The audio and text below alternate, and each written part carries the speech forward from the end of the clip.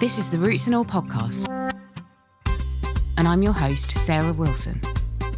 Join me as I talk about all aspects of gardening with some of the top horticulturists from around the world. This week, I'm joined by Charlie Harpur, head gardener at the pioneering Rewilding project at Knepp, to explore what it really means to rewild a garden. We talk about how the garden has been designed and managed with biodiversity at its heart, and why constant observation and systems thinking is so important in a garden setting. I trained as an architect originally and did that for a bit, worked in a few interesting places, but I did realise that I didn't want to be an architect anymore. And I realised this when I was living in Sweden, studying for my master's in architecture. And so I wrote to Tom Stewart-Smith, actually, a garden designer whose work I admired at the time and still do, as a matter of fact. And I asked if he had any jobs going, and he said, no, sorry, we are too full. And then I thought, well, okay, I'll carry on doing this for a while. And then 2 weeks later, I got an email out of the blue saying you could come for an internship. And so I went for a 3-month internship, and then I stayed there for another 3 years. And that was what got me into plants. And I, it's kind of in my family a bit. I come from a farming background, and my grandfather was a garden photographer. An uncle as well, so we had this garden photography business. So it was the sort of world that I was immersed in. But working with all these projects for Tom and having to procure plants and design with plants, I realised actually I really didn't know what I was doing in terms of understanding the plants that I was using. And you can't really learn a lot from a book. And I'd been a volunteer gardener at places like Fulham Palace, and I was a student at Great Dixter, and I worked in Tom's garden and all the rest. But I went away, I left Tom's and went to the Chelsea Physic Garden, and that was where I really had my first taste of botanic gardens and did my RHS level 2 there with great help from all of the team there and the volunteers. And then I went to Kew for the diploma and studied there for 3 years.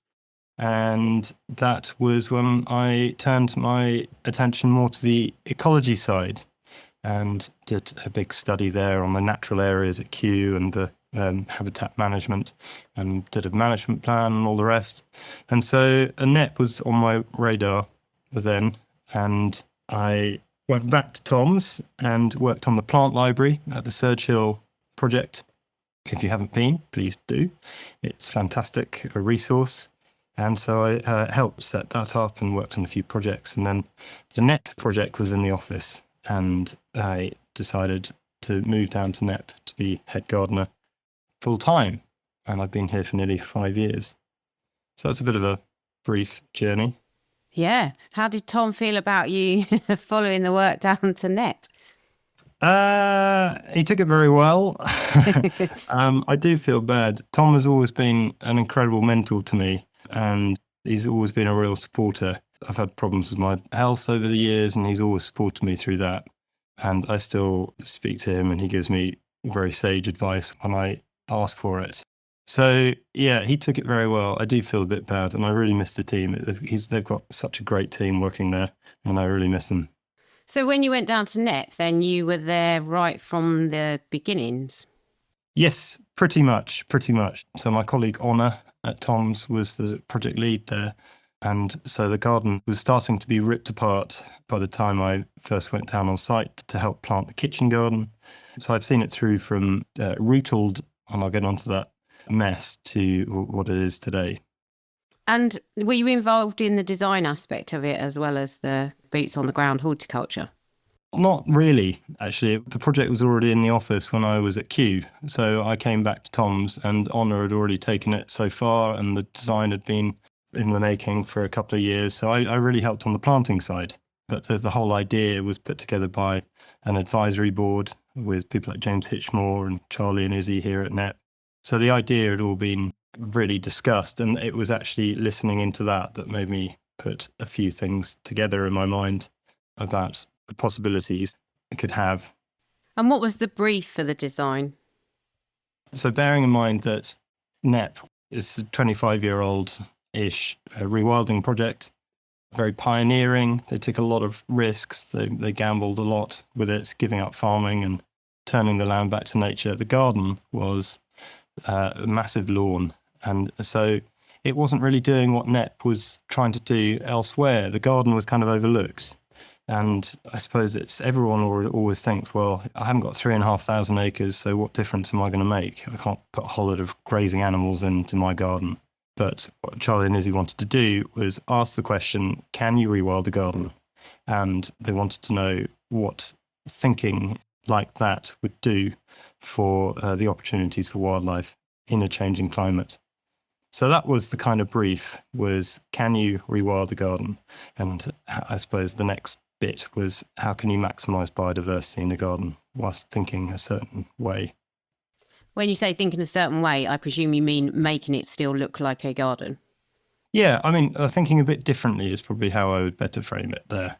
So the gardeners are the proxy keystone species within the garden. So we're not the grazing animal, we're not the devastating winds or flooding or uprooted trees or all of these other various disturbance elements that you'd see in a natural landscape. We are the proxy for all of those things. So within the walls of the garden, within the garden fence, we are the disturbance agents. We keep the whole system dynamic.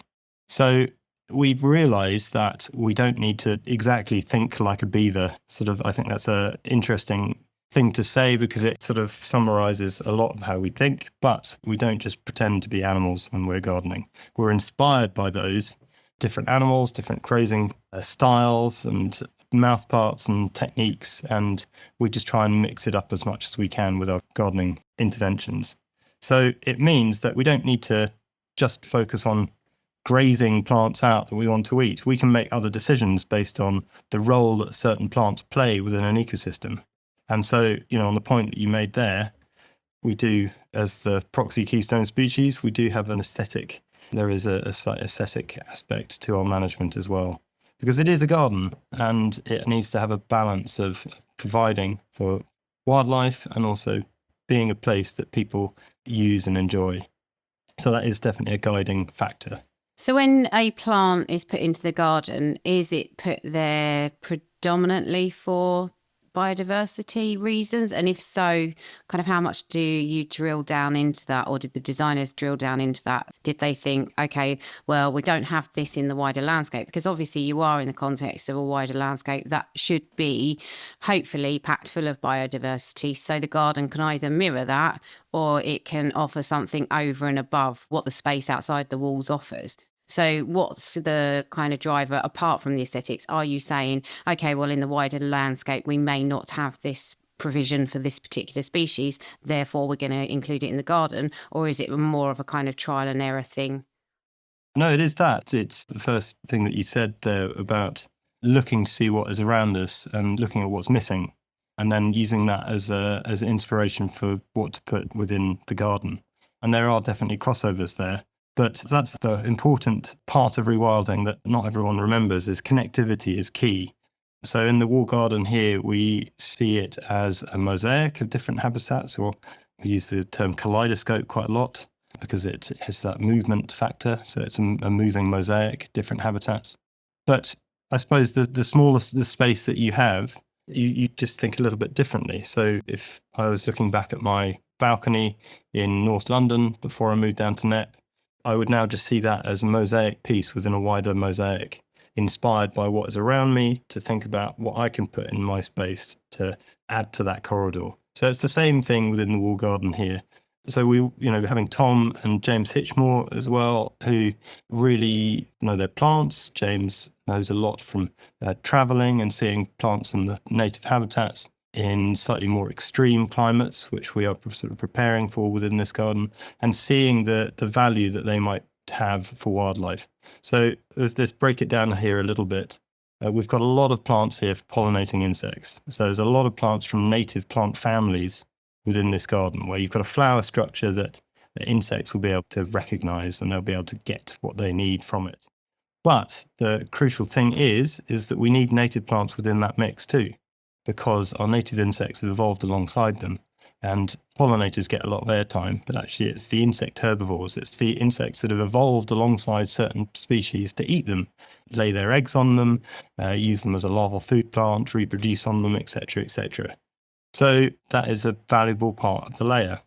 And you can go so far with the design, but then we take it to the next steps through our management as gardeners as well.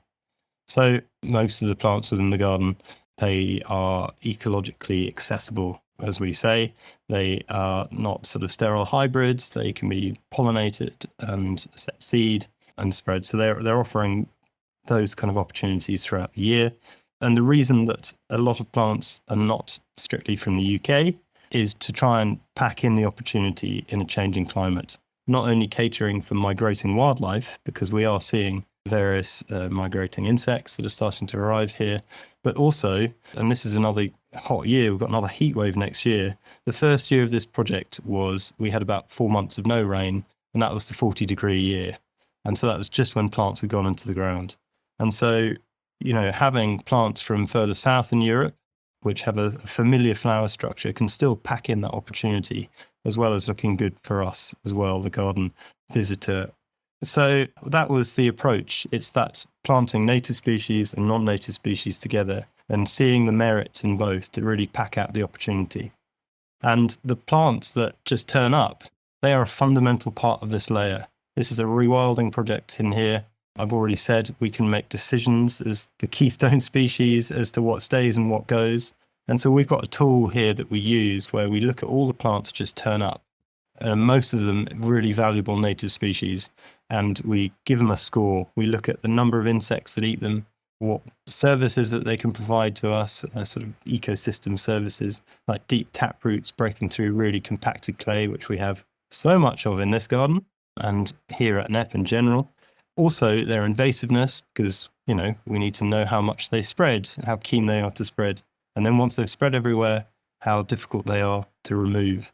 And then, as I've already covered, the last criteria for a scoring is the sensory score. Do they look or feel or smell nice? Can they be curated as garden plants? And so we get this score at the end, which really translates in a traffic light system for us as gardeners, where we're moving through the garden. We can make decisions based on what we are now learning about these plants, seeing the merit in them, seeing these, what a lot of people would refer to as weeds, in a different light, because they are just such a valuable layer, and we just garden them. Yeah, so I'm guessing you have biodiversity audits in the garden. We do, yeah. Yeah. Not as in-depth as places like Great Dixter with their absolutely enormous audit that they've done, but we still monitor it, yeah. Yeah, well, I just wondered whether you had any information about kind of the profile of what you find within the walled garden as opposed to outside it. That is actually a very interesting point. So where we are at Knepp is by the main house. It adjoins the house. And so this is surveyed in isolation, which actually kind of contradicts all of the connectivity points I was making earlier.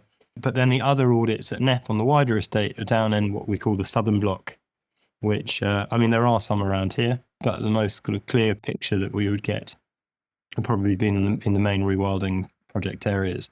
So we don't have that immediate comparison between what's in the garden and what's outside.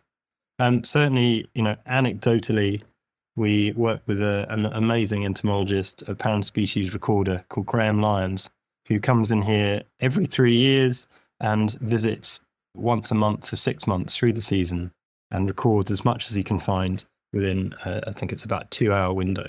So we know the stuff that is turning up, and there are a lot of wildlife in here, various insects, and I don't want to give game away because Graham is writing a report from our follow-up this year of various insect species that haven't been seen in the rest of Knepp yet.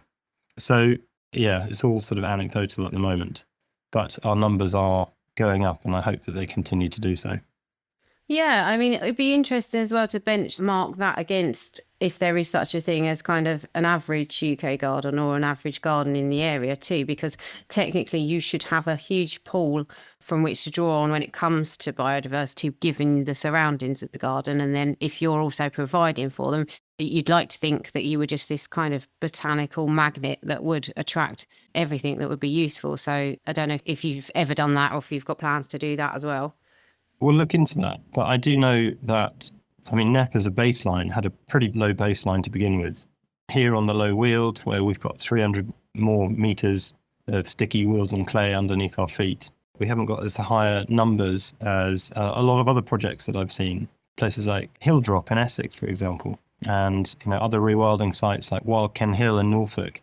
The conditions that they are working on are just so different. So they favour different types of insects and other wildlife. So the baseline is sort of dependent upon your surroundings. And Knepp, I know, is seeing a real resurgence, but it's working in actually quite a difficult area. Certainly vegetation-wise, it's pretty undiverse, or it has been.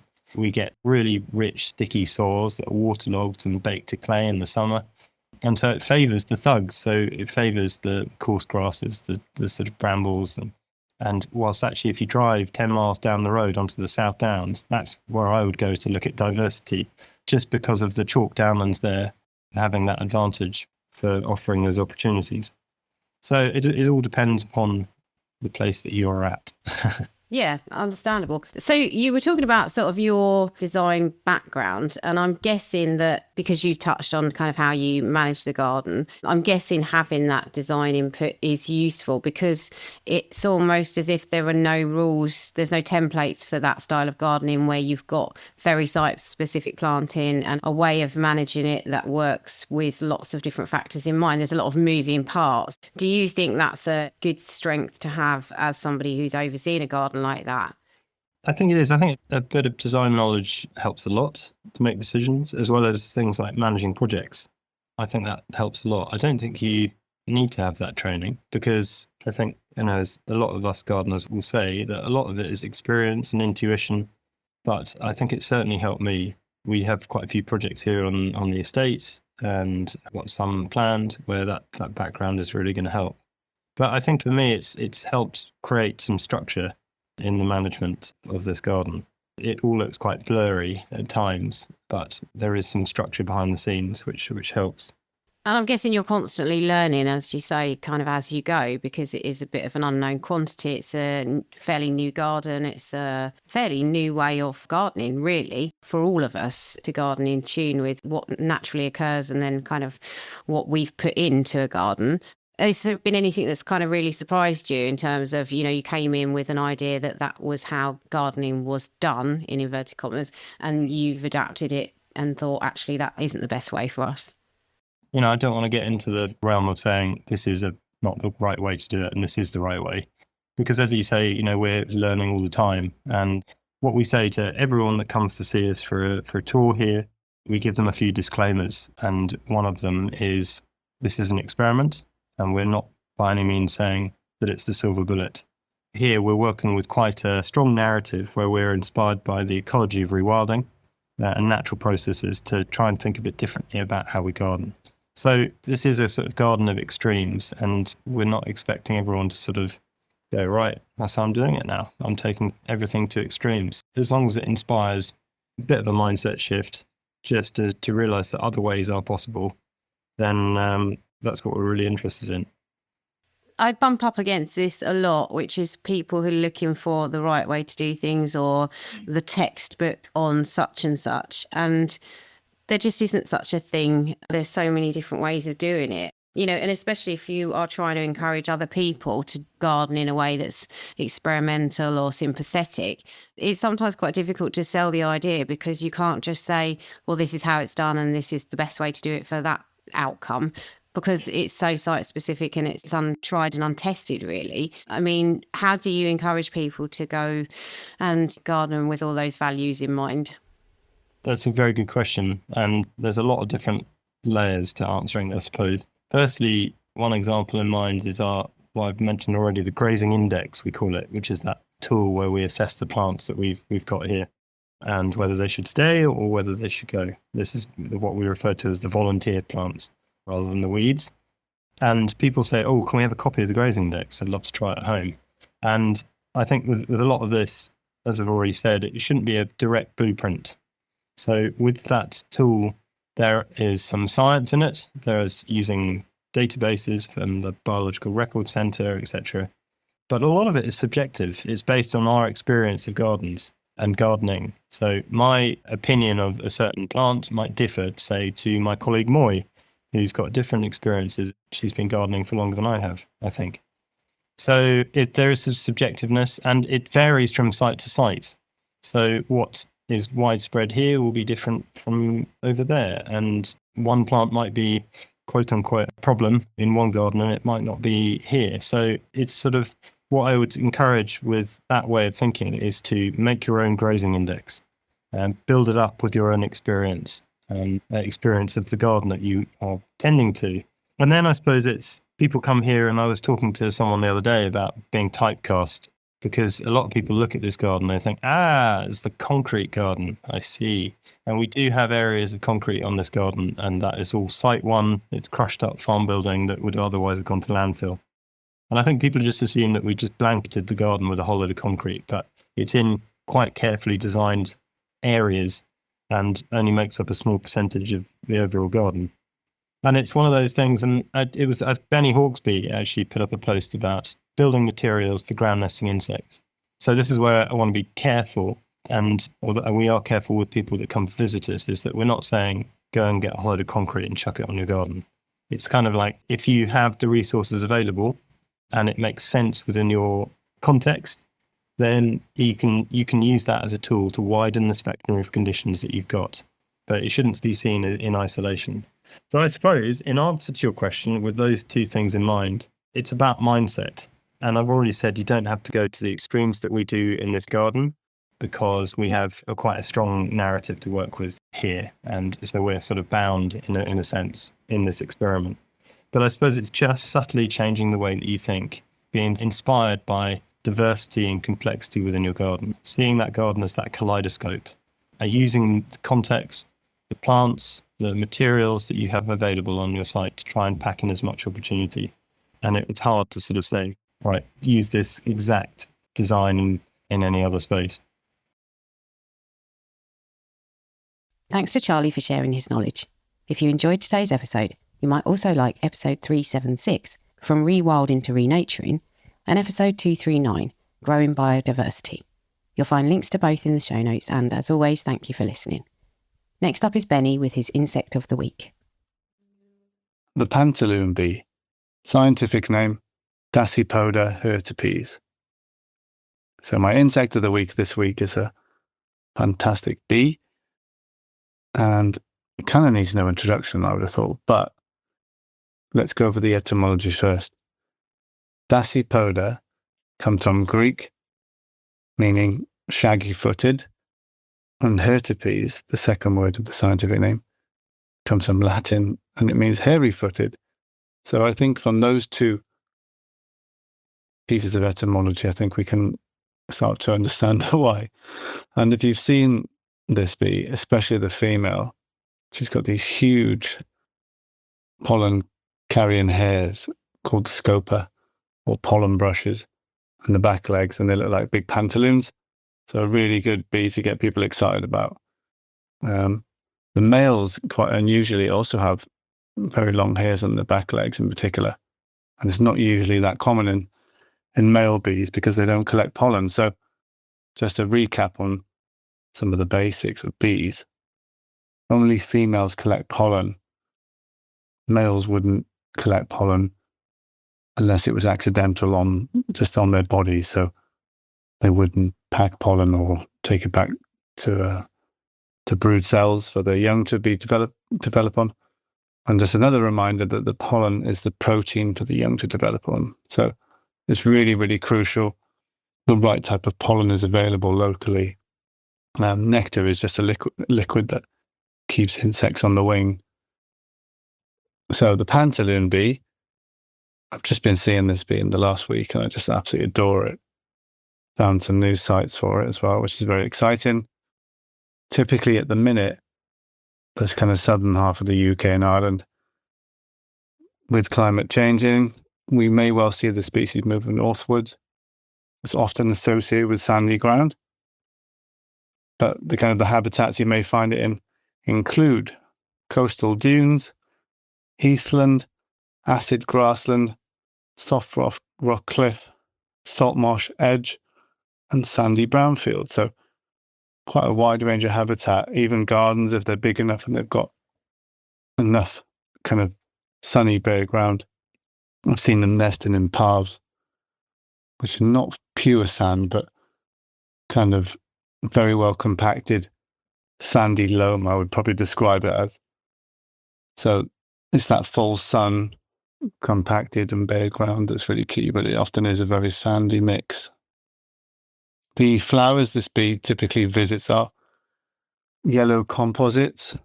So some of my favourite things like cat's ear, some of the hawk beards and hawk bits, ox tongues, and then other plants like knapweeds and ragworts and chicory is another favourite, especially for the males.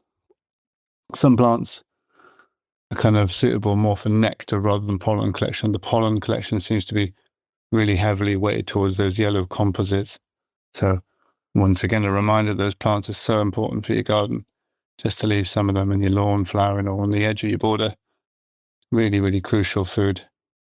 And some of those plants, chicories included, and perennial south thistle, they kind of close up in the afternoon, so they kind of morning available. So often this bee is foraging in the morning, which is quite interesting. Roughly mid-June to late August is the window, and there's only one generation. So one generation, and then the females will obviously lay eggs for the following year, and then those young bees won't come out until the next June. So just an annual cycle for the species. So I really hope you've seen a Pantaloon bee. If not, I'm going to share a small video on Instagram. And please do keep an eye out. It's a magnificent creature. I'd love to get some more records around the place, and hopefully there are more sites where it's present, just not known yet. As always, please do record on the iRecord and iNaturalist apps. You can download or listen to the podcast direct from the website rootsandall.co.uk. Please also check out my Patreon, where you can make a one-off donation or take out a monthly subscription to help support the podcast. Because if you enjoy the show, please help it continue. I also have a GoFundMe where you can make a one-off donation. Even a one-off donation of £1 helps, and I'll be really grateful for your support. So please go to Patreon or GoFundMe and search for Roots and All Podcast.